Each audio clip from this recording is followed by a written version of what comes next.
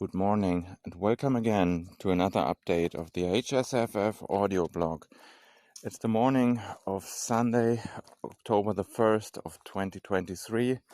I am on the morning MTB ride at the usual break spot, and I just wanted to talk about what's happening in my life in respects to culture consummation.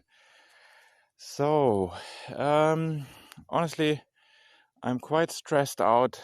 A lot of things going on in my private and work life. And I couldn't really focus too much on the literature. So I just read about 35 pages of Stephen Baxter's Ark, the sequel to the brilliant Flood I read earlier this year. And so far it follows Grace, a character. She's the daughter of one of the protagonists of the first book, and it's up to a good start, I think. Reading is most fun when you can really focus on it. It's what I call heavy reading without interruption, reading for an hour or two without a break, just losing yourself in the pages and getting immersed into the story. Morgan. Sorry for the short break. Sometimes there's passers-by here, even in the forest here. It's quite an urban area where I live. So heavy reading, it's the best experience for me, and with too much going on, can't focus too much on the new book, Stephen Baxter's Ark, for now. When it comes to audiobooks, I still have around 8 hours left of Peter F. Hamilton's Fallen Dragon. It's one of my favorite Peter F. Hamilton novels, and big plus here, it's a standalone novel. I'm this plotline currently where they are on the planet of Saint Tochiko, and where the squaddies of this company, Zenti Ubron,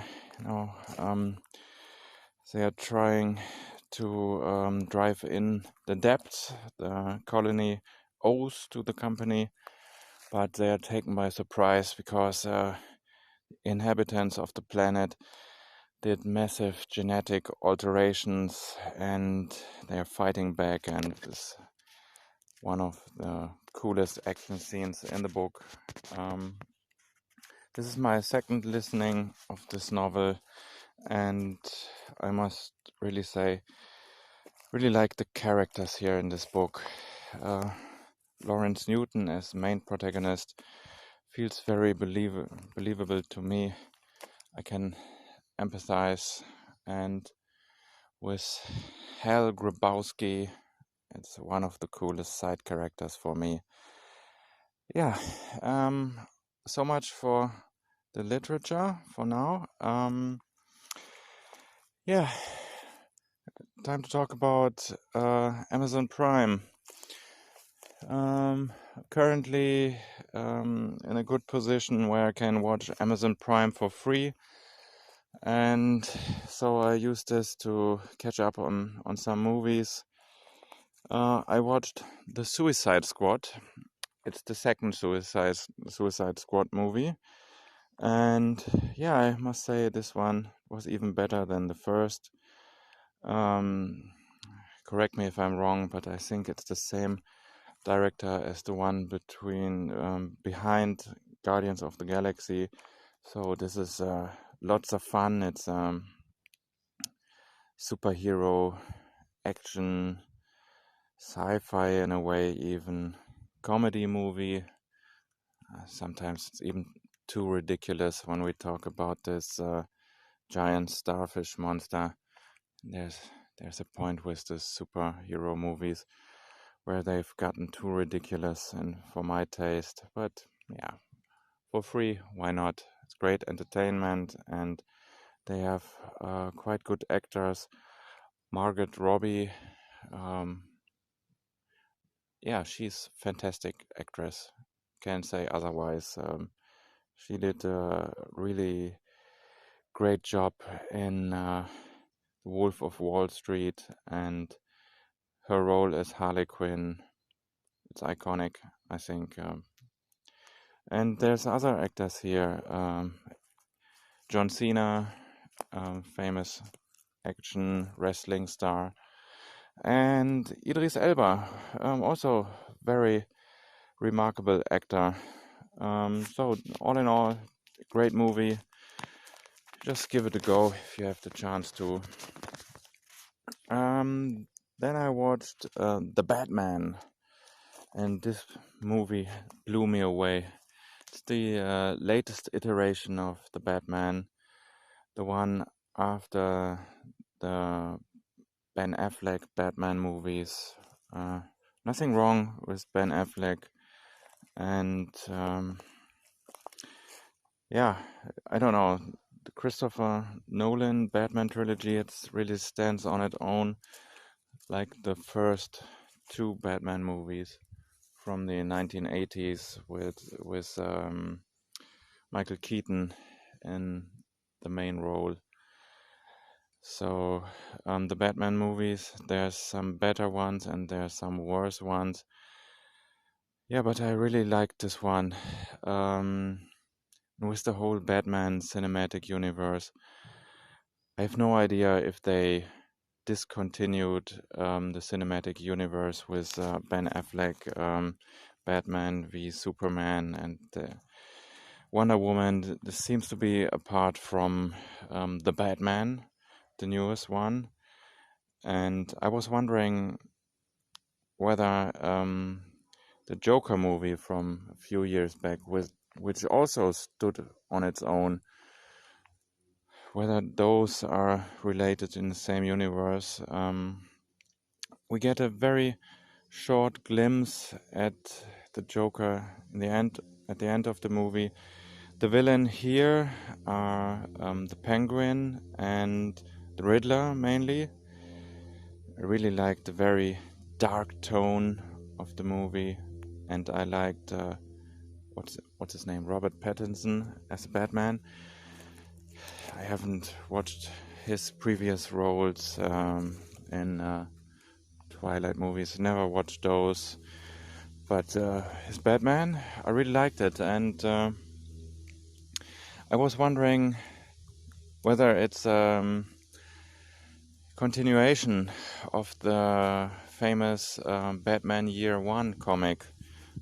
There's a simple notch somewhere in the beginning of the movie where Bruce Wayne writes his diary and he writes something like Year Two. And I tried to read up on it on the internet, and the director certainly named the Batman Year One comic as an inspiration, but doesn't seem to be anything definitive. Yeah, so was a really very good movie. Liked the dark tone. I liked yeah, the kind of early years of Batman with the improvised Batmobile, and also Zoe Kravitz as Catwoman. Was just a very good movie, honestly. Even with close to 3 hours long, it was not boring at any point. Okay, so then, blast from the past. I rewatched Jackie Chan's Rumble in the Bronx. Yeah, Jackie Chan, famous Chinese action star, and this is one of the movies where which take place in the United States of America. in the 1990s. I watched it as a kid, so lots of good memories, and it's still good today. Jackie Chan did all of his stunts himself. This is very respectable. Yeah, it's just a very cool action movie.